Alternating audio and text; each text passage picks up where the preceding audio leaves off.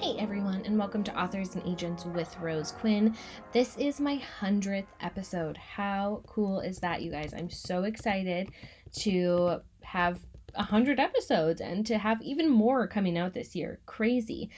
Today I have the author Sam Taylor on the podcast with me today. She is the author of her debut, We Are the Fire, which is coming out from Swoon Reads on the 16th, so tomorrow.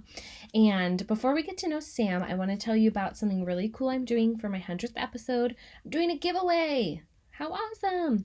I have a few people partnering with me. Tiffany White of Writers Untapped, literary agent Claire Harris, who is at PS Literary Agency, and also the owner of Cozy Fiction, which is a great Etsy shop that makes these cute little book cozies. So we're all partnering together, and we are running a giveaway, which you can enter on my Instagram. Go ahead and look at the photo. You can see a picture of me holding a little sign that says 100th episode giveaway. And here's what you'll win. You will win a hardcover of your choice shipped to you, a query letter edit by editor extraordinaire Tiffany White of Writers Untapped, a 20-minute offline chat with literary agent Claire Harris. So by offline, I just mean that once you win, I'll connect you guys and you can chat whenever it works for you. It's not recorded, not on the podcast or anything. And you will also win a free book cozy from Cozy Fiction. How cool. So exciting. So make sure you go and enter on my Instagram, and you have to enter by February 18th at 11:59 Pacific Standard Time, and I will select the winner at random and announce it no later than the 20th of February. To give me a little time to, get it done. But I'm so excited for that giveaway, you guys. So thankful for everyone who listens to this podcast and has helped me make it to 100 episodes. So exciting, right? My next thing before we get to know Sam is to tell you about my favorite book of the week. It is Sophie Gonzalez's Perfect on Paper, which is so good. I read it in less than a day, and I devoured it because it was so good. It gave me all the feelings. I had such a book hangover afterwards, and just still in thinking about these characters that she created, they're just so good. So if you're looking for a good love story, this is one that you want to read. It comes out on March 9th from Wednesday Books, so make sure it's on your TBR. Make sure you've pre-ordered it. Give Sophie some love, and I'll go ahead and read you the blurb. Darcy Phillips can give you the solution to any of your relationship woes for a fee, uses her power for good most of the time, really cannot stand Alexander Brougham, has maybe not the best judgment when it comes to her best friend Brooke, who is in love with someone else, and does not appreciate being blackmailed. However, when Brougham catches her in the act of collecting letters from Locker 89, out of which she's been running her questionably legal anonymous relationship advice service, that's exactly what happens. In exchange for keeping her secret, Darcy begrudgingly agrees to become his personal dating coach at a generous hourly rate, at least. The goal? To help him win his ex-girlfriend back. Darcy has a good reason to keep her identity secret. If word gets out that she's behind the locker, some things she's not proud of will come to light, and there's a good chance Brooke will never speak to her again. Okay, so all she has to do is help an entitled, bratty, annoyingly hot guy win over a girl who's already fallen for him once. What could go wrong? And of course, reader, things go wrong. You know that, right? But make sure that you read Perfect on Paper by Sophie Gonzalez. It's so good. It'll give you all the feels. You guys will really love it. Alrighty, so remember, enter the giveaway. Pre-order Sam Taylor's book, We Are the Fire. Pre-order Sophie's book, Perfect on Paper. And you can do all of that while you're listening and getting to know Sam. Here we go. And let's go ahead and start by you telling me about your novel, We Are the Fire. So We Are the Fire, it's a YA fantasy about two teen soldiers in love, and they're fighting against the Empire who kidnapped them from home. They have very different ideas of what freedom looks like, however, and especially what lines they're willing to cross to obtain that freedom. And they find out that in order to defeat the people who've kidnapped them and oppressed them, the monsters who've taken them. They may have to become monsters themselves. So it's full of fire magic and twisted alchemy and ash gray morals, and it's perfect for people who love An Ember in the Ashes. Lovely. I mean, it sounds like something I would love, so I'm excited to be able to read it. But it's just so exciting to have your book come out into the world. Tell me a little bit about this journey that you've been on through publishing to finally having a book come out. So We Are the Fire was the third manuscript that I had written and seriously queried. I did query this one for quite a while, trying to find agent representation. I was querying it right after my first child was born, and I found that writing was really good for me postpartum, to have that creative escape and place for myself. Querying was not good for my postpartum mental health. Right. Especially because this was the third time I'd queried. I was starting to get the hang of it, or so I thought, but I had a lot of hopes for this one going into it with the querying, because so many of my critique partners and beta readers had gone bananas for this book, and they kept telling me, this is the one that's going to get you an agent, that's going to get you published. And I had a passion for this story that I hadn't with my previous two manuscripts. I'd enjoyed those stories and really loved them, but this book was the one that it lit a fire in me to go with the fire metaphors. So I was querying it, and I would send queries out in batches, and I just wasn't getting a lot of response from the agents, or some of them would request, but it was never quite right for them. Or they would have really conflicting feedback. Some would say, this world building isn't going to stand out on the market. And others would say, the world building is amazing. It's not often I read such vibrant world building in a secondary fantasy, but I couldn't connect with the characters. Or it was all this conflicting feedback. And it was also just a lot of silence and not hearing back at all. Yeah. And I had to keep taking breaks from the querying, because it was really doing bad things to my mental health. Turned out I was having postpartum anxiety pretty bad after my first child, and I didn't know it at the time. I didn't find out for about a year later, but it was just really messing with my head, and I had to keep stepping back from the querying and taking breaks. And after at least 6 months had gone by, and I'd queried a lot of the agents that I wanted to work with, and just wasn't getting that offer of representation, and I was really starting to feel low, because I was like, this is the third book I had seriously queried. I'd had such high hopes for this book. Just nothing was working out. And it got to a point where I was asking myself every single day, like, should I keep doing this? Should I keep trying to publish a book? I've been chasing this dream for so long. I now have this little baby who needs me. Like, should I just focus my energy and attention on him? And I'd entered this book, it was called Flint, Flare, Flame at the time, into a contest for YA books, the Rosemary Award contest, through the young adult chapter of the Romance Writers of America. And I'm not a romance writer, and We Are the Fire, there's romance in it. It's not like what I would categorize as a romance book, but that Rosemary contest is open to all genres of YA. Cool. And what was interesting to me in that is there's 2 rounds to the contest, and the first round is reader judges. And I was all, this book isn't doing so well with agents, but readers have always loved this book and responded well to it. So I thought, I'll enter it into this contest, and there was feedback with the first round, and it was all reader judges, and I was like, maybe I'll get some good feedback, maybe I can do well in that first round, and it'll be something extra I can put on a query. So I submitted it to the contest, and a few months went by, as all things in publishing are a bit slow, and it was a day where I was feeling really low about myself and my writing and my futures with writing, and I was like, you know what, I'm not even going to try to write today. I am just going to hang out with my baby, and we're going to watch Coco on the TV. And I get an email on my phone, and I could see it was from the contest. And by that point, I was so used to rejection that I was all, they're telling me that I lost.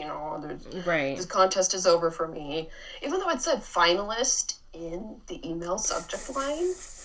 So I open it up, and it says you're a finalist. You're one of the 3 finalists for the contest, and it just gave me a boost of energy and hope that I needed. And I was saying to my baby, I was like, Mommy's a finalist. So then it was going to the final round of the contest, which was agents and editor judges. And I was like, well, there's no way I'm going to win because agents and editors don't really seem to like this book. Right. But at least I can say I'm a finalist. That's really cool. And they streamed the award announcement, and I didn't watch it because I was, my baby had woken up early from his nap, and I was taking care of him, and later went on Twitter to check it out, and I won. Crazy. And you didn't even watch. I came in first place. Wow. And so then I was like, maybe all isn't over for me as a writer and for this book in particular. Right. And I mean, I had queried all the agents that I was pretty much interested in working with, but I had known about this website, Swoon Reads, where writers could put their books on the website, and people from all over could read them. They could go onto that website, read manuscripts, leave comments, leave reviews and ratings, and books that performed well on that website could get the attention of an editor at the Swoon Reads imprint and possibly get a publishing deal. And I thought to myself, well, this book, for whatever reason, it's not grabbing the attention of agents, but readers like this book. Maybe readers can help me get it published. So I put it on the website and did a whole bunch of promotion on my social media pages, and it did really well at first. And then it seemed like things were tapering off, and, I once again thought, it was over for the book. I didn't think I was getting enough attention on the website for it to get, go to an editor's attention. And all the reviews and ratings were really positive, but I could just see others that had so many more ratings. I thought, well, I don't think an editor is going to be noticing my book. So I was trying to work on some other projects. And then a few months later, I get an email from an editor at Swoon Reads, Emily Settle, and she says, we want to talk to you about your book. And I had been trying to sit down for a writing session when I found the email, and I run upstairs to my husband, and I'm all babbling and pointing at my phone. I'm like, look at this email, look at this. And I was just in such a tizzy, I couldn't even type a response to the email. My husband's like, okay, calm down, take an hour to just calm down.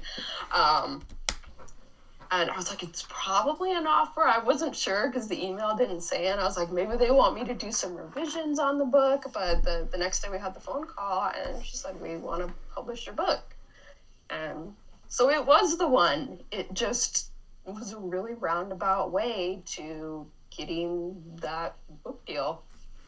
I think, though, that everybody in their own way has a little bit of a roundabout deal. Of course, you hear about those stories who I queried 2 agents and they both wanted it and I was done in a week, But I think more often than not, an author's journey to getting published is a little bit roundabout. And I've talked to quite a few other Swoon Reads authors, and so I love that that's part of your journey, and that there's something out there like that helps get books that are still clearly amazing, but for whatever reason aren't grabbing the attention of agents.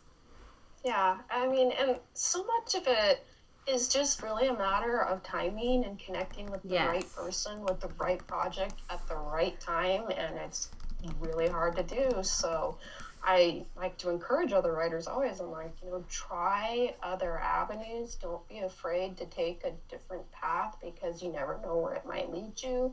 And you never know who it might connect you with. Definitely. I think, that's a hard thing to hear, but I do believe that at a certain point, it's sort of like luck. Querying can be luck at a certain extent. Sending a query when an agent and having them read it at a certain time, like you said, can make all the difference, which is how do we control that? Yeah, I mean, you can't, like, after you've mastered a certain level of craft, it really is about luck and timing, and it stinks to hear that, and there is a lot out of your hands as, as a writer trying to find an agent and trying to find an editor, but if you do connect with the right person and the right story at the right time, a lot of magic can happen. Definitely. Well, you are now agented, though. Is that correct? Yes, okay. I am now agented, and I got my agent through a connection with another Swing Reads author, actually. That's cool. How did that go about? I'm assuming you still had to like send her a query, but then say like that you were being published. Yes. So it was probably about 6 months or so after I had become part of the Swoon Reads team, and one of the authors said that a longtime friend of hers who'd been in publishing for about 17 years at that point was, she'd been like selling foreign rights and working with a book packaging company, and she decided that she wanted to switch to agent team because she wanted to work with individual authors on their stories, and she was going to be joining the Stamola Literary Studio of all places. And the Swoon Reads author, she said, she's this new agent. She's not actually going to be joining Stamola for a couple months, but she's interested in starting to look at some queries now in advance and kind of, get ready to hit the ground running once she officially opened her doors as an agent. And she said that any of us Swoon Reads authors were invited to query this author or this agent in advance if we were, still looking for an agent ourselves. And I was like, oh me, because I would been sending out. I'd still been looking for an agent with a different manuscript, an Icelandic historical fantasy, and so I was, again, I tell people, take, any opportunity that comes your way because you never know where it will lead you. And I was like, yeah, sure, I'll send to this new agent. So I sent it to her, and a few days later, she responds to my query, and she's all, I love Iceland. It's one of my favorite places on earth. Please send me the full. And so I sent her the full manuscript, and a few weeks go by, and I was preparing myself to be rejected again because as I'd been querying that manuscript very slowly in small batches, it was again where I just kept hearing not quite what I'm looking for, not quite right for me. Right. And so I was just like gearing myself up mentally for another no. And she sends me an email and she says, I am loving this manuscript. And she said she needed to talk with some people at the new agency, but she would contact me again in a few weeks, probably with an offer of representation. And it was interesting because when we talked on the phone, we just immediately clicked. And I knew this is the agent I'd been looking for 4 years by that point. I'd been querying, and this is the person I've been looking for all that time. I just had to wait for her to become an agent. And along the way, I got to become a much better writer. I got to connect with people I probably otherwise wouldn't have. And so I think sometimes, again, with the writing journey, taking a lot of strange and twisting paths, like, you just have to keep persevering sometimes. You have to keep trying different opportunities, different doors, because you never know where they'll lead you. And, sometimes it takes a while for you to find that right person. Sometimes you have to wait for your agent to become an agent before you can sign with them. So that is why it took so long. She just wasn't an agent yet. Yeah, she wasn't an agent yet, but now she is. And we crossed paths very quickly, again, through a Swoon Reads contact, and I will be forever grateful for that. Yes, that's amazing. Well, I feel like you just kind of shared a tip for authors who are in the querying process right now, like some really good ones, like making sure to take advantage of any connections, but also, just to be patient. But is there anything else you would say, that could help other authors who are in the querying stage right now? Sure. One thing I really recommend that I found helpful was the manuscript wishlist website, where a lot of agents get really specific on what they're looking for and what they aren't looking for. And that's one of the best ways to make sure that a querying writer is sending their story to the right people. And I think it might help cut back a little bit on some of the not quite what I'm looking for. I mean, again, it's all subjective, and there were many times I would send out a story that hit multiple items on the wish list, and it still didn't connect. Yeah. But it is one of the best tools out there. Also, the MSWL hashtag on Twitter, that's where agents will put a lot of like their spur of the moment thoughts, like, oh, this sounds interesting to me, and it's one of the best ways to stay current on what agents are wanting. Also, when you're thinking about comp titles or books that are similar to the ones you're writing, one tip that I found is look in the acknowledgement sections of those books for the author's agents. Yeah. And if they liked that book and you're comping to it, there's a chance they might like yours. I also would suggest querying writers to query in batches. Don't send them all out at once, but in small batches, maybe 5 to 10 queries. And don't be afraid to take it slow. I mean, I know when you finish a manuscript, you're so excited and you can't wait to share it with agents and see if this is the one that's going to get you that representation. But with the book that finally got me an agent, My Icelandic Fantasy, I was querying it. I sent out maybe one batch of queries every 3 to 5 weeks, and by that time it was my 4th manuscript I queried, and I was like, I'm not going to rush through this. I'm really going to take my time, study the agents carefully, wait for the responses, and see if there's still more tweaking I need to do on my query or on the pages. And I just slow and steady, and eventually found that one agent. So don't rush through it. Don't blow through your chances with your precious story. Like, just take your time and keep trying the different opportunities, and you might hit that right timing. I think, that is all such great advice. I do think that, while we all want to rush through the querying process and like get it over with, right? Sending it out in batches can be helpful for so many reasons. It can make it so that, if you send out a batch of queries and you get no responses or you get all rejections, that gives you the opportunity to take a look at your query again and be like, okay, what could I do to make it even better? So, there is a good side to dragging on the query process, because you definitely don't want to send out, a query to all of the people you want to see it and then realize that there's something really wrong with it, or, then you've just blown your chance if you could have made some edits. So that is really great advice. And I did end up making some edits with the Icelandic one, actually, because with the first couple rounds, when I wasn't getting the agent responses I was hoping for, I ended up taking it to a freelance editor I trusted, first the query and then the first couple chapters of the manuscript. And she, so like, your world building is great, but you need more emotional resonance. So I understand what your characters want, but I'm not feeling why they want it. So I ended up spending a month, maybe a little more than a month, going through the entire manuscript looking for places where I could bump up the emotional resonance of the story and just try to create that stronger connection with the characters. And after I spent that time and that effort doing that, I did start getting a lot more agent responses, agents requesting pages, agents coming back with really positive feedback. So it was time well spent, and it really slowed down the querying process again. But that was when I started seeing the changes. Yeah, I think that is very good advice.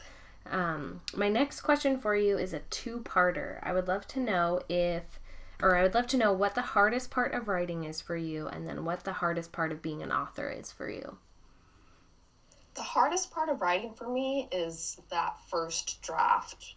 Building a story from a blank page is so hard. So hard. And I'm one of the people who, I don't do like 30-page outlines, but I definitely do a lot of beat sheets and planning and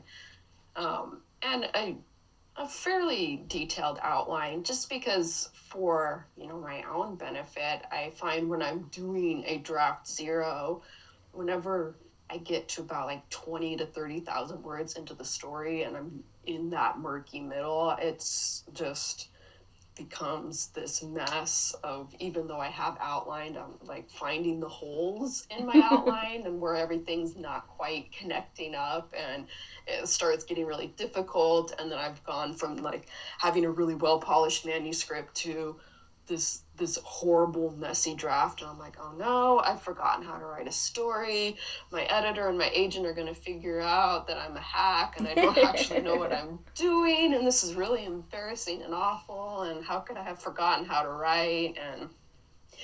But I mean, I call them the draft zeros, and then I say that draft is the reality check for the outline I have put through. There and I you will go. think I've had that story really well figured out and I'm ready to write it, and then I go through my reality check draft and I'm like, oh, here's where the things still aren't quite lining up. And so my draft zeros are messes of little bits of story with bracketed, highlighted text of notes to myself where I'm like, fix this, or I'm just thinking, as I type, trying to figure out some problems or some new ideas. So yeah, drafting is definitely my least favorite part of the process. I love revising. I love building on what I have and making it into something more readable and more interesting, and something I'm actually proud to show people. That refining all of that mess into something so great is definitely the best. First drafts or draft zeros are terrible. It's like you sit there and you're like, why do I do this to myself again? I know. I get so grouchy because I'm just like, oh, why is nothing making sense? I'm with you there. Well, what about the hardest part of being an author? I think it's the uncertainty and just how much is out of your hands. And, especially before you're like in the industry at all, and you're just writing and you don't yet have an agent or a book contract, and you're working on your craft and you're telling the story the way you want to. And that writing is really, that's all that's in your hands. And when you start having contracts and deadlines and the reality of strangers that people you don't even know are now reading your book, and they're talking about it on the internet, and they're posting their feelings about your book on the internet, and it starts getting really scary, and you don't know, like, how is this book going to sell? How well is it going to sell? What places are going to review it? What things are they going to say about it? What are people writing about me on Goodreads? And, is this book going to sell well enough so that I can get a contract to publish another book? There's just so much uncertainty, because writing is this weird situation where once you get your agent and once you get your book deal and you have your foot in the door, as people like to say, that doesn't mean your foot's going to stay in that door. And so it's, just going from one book to the next, and are you going to get to keep publishing and telling stories? And that's difficult for me. I don't deal well with uncertainty. I don't like it. I'm a planner. That's why I outline my books. I'm a planner because I like to feel like I can anticipate what's going on next. But I've been trying to talk myself down from the anxiety and be like, just focus on what you have right in front of you. I have a book deal. I'm publishing this book that meant so much to me. And for a long time, I was afraid it was only going to be a forgotten file on my computer. And other people get to read it, and it has this absolutely rad cover that I cannot believe. Oh, yeah. I get to have for my debut. I love illustrated covers for fantasy books. But I was like, that's probably too much to hope for my debut. And the publisher's, here's your cover. And I was like, this is incredible. So I just try to focus on the now and the things I have to celebrate rather than all the uncertainty. Yes, I mean, that can be hard regardless. I mean, to focus even when you have such good things, because then of course you have one book, but you're like, I want to do more, and it's never a guarantee. So I can definitely relate to that. But yes, try to focus on, your amazing book cover, because it is so beautiful. Yes. Well, let me flip this question. So instead of the hardest parts, what's the best thing about being a writer and the best thing about being an author for you? So the best things about being a writer, and what I love most is creating my own worlds and worlds filled with magic. I just love exploring the what ifs in my mind. I love envisioning these unique places that are fun to think about. They're fun to escape to. They're fun to just look at and be like, I made this. I wrote this place. I designed it. It's it's really empowering for me to be writing fantasy and just going from, especially this year with 2020, where there's so much out of my hands and so much I cannot fix. It's like I can't stop the pandemic. And I got the news about my baby's heart diagnosis, and it's like I can't fix his heart. I can't solve any of these problems, but I can revise this book.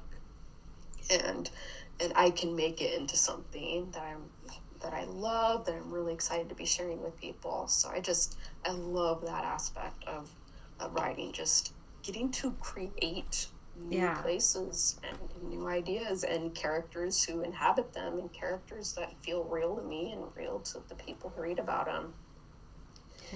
And for the best part of being an author, I think right now it's hearing people say they're excited about my book, people who don't know me, who have no reason to be nice to me. They're not family or friends who have to say they're excited about reading my book. But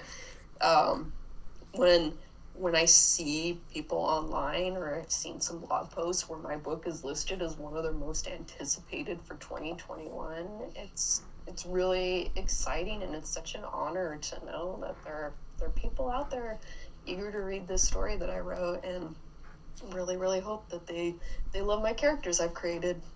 I mean, what is better, than that, than having people be excited about it, and then, people be connected to your story and your characters. I feel like that's why we do what we do, right? Yeah. I love it. Well, I feel like you answered my next question a little bit, but tell me a little bit about your writing process and your outlines. How does the draft how does that all work in your brain as you're going through it? So I've said that I've outlined, but I really consider myself a plantser, or somewhere in between a pantser or a planner, because I'll do a lot of character studies, and I'll do the beat sheets, and I'll make my outline, but especially in the first couple drafts of writing, I give myself freedom to explore.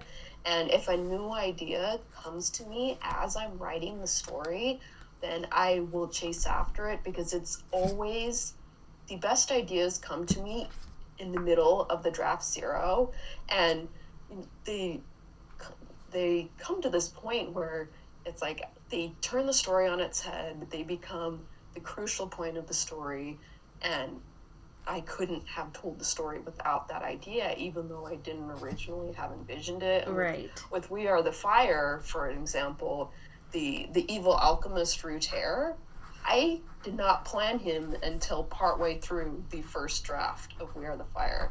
Anyone who reads the book will wonder how in the heck I planned to tell the story without Ruter. I don't know, but I can tell you it was a very different book until he came along. I was like, what if there was this alchemist who was responsible for the transformation of the kids? And there you go. And every single time, there's always, it's a character, it's a plot point that comes to me midway through writing. And so the draft zero, it's, I said it's the reality check for my outline. Right. It's when I'm actually like in the story and getting to know the world, getting to know the characters, that the best ideas come to me. So even though I try to do as much outlining as possible, because it helps with the middle of that draft zero and makes the experience a little less miserable for me, I give myself that freedom to explore, because the best ideas come when I let myself chase after a surprise that comes to me while writing. I love your frame of mind as it being your reality check on your outline, and that kind of like I wrote when I wrote my very first manuscript, I like outlined it super heavily, but then I had things that happened like that where like as I was writing the story it changed, and I had a really hard time just in my mind moving away from what I outlined and what I thought it was going to be. And so now I definitely plot, but I do it more like as I go so that I don't, and I always kind of know what the end is going to be. But I just don't like to say that I outline because then I feel like it really restricts me into a box. But I like that perspective of, you've set out, what you think it's going to be, and then still, you're just checking against yourself. And there's something so freeing and magical about finding things like that in your story, like a character who you didn't plan on, but then ends up being so crucial to your process. Yeah, and by now I've written so many manuscripts, I've just come to recognize that is my process, and I learned to trust myself and to trust my story instincts so that when a new idea comes along, I know it's going to be the game-changing piece of the story that will absolutely take it to the next level. And I know you go after that idea, you go off course and you go after that idea, and the story's going to be even better than I originally planned it. Yeah, I love it. That's a really good way to think about it, and helps me frame my own process a little in a different way. So I love it. Thank you for sharing that. You're welcome. My next question is, when did you know that you wanted to be an author? When did your love of writing really begin? So I don't know when my actual love of writing began, because I honestly don't remember a time when I didn't love storytelling. Yeah. In kindergarten, before I even knew how to write, I remember drawing stories on the inside covers of my picture books, and almost kind of like comics, where there would just be a little line of pictures going down the whole inside of the book cover with the story I was telling.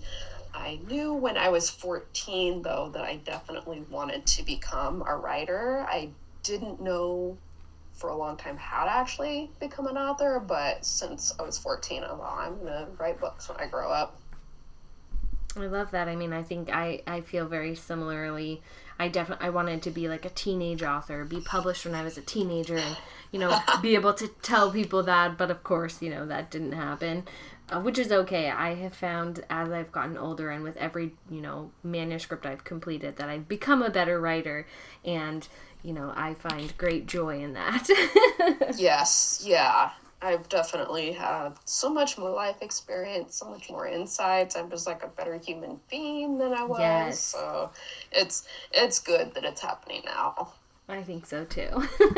Well, you said earlier that you love revising. So now I know, you have your agent, you have an editor who are so crucial in that revision process that you go through now. But what do you do before you send it off to your agent to make sure your manuscript is really in the right place that you want it to be? So I alternate between projects. I usually have 2 or 3 different projects. I don't work on them all at the same time, but what I'll do is I'll draft or revise one, and then I send it off to a few of my CPs to get their feedback.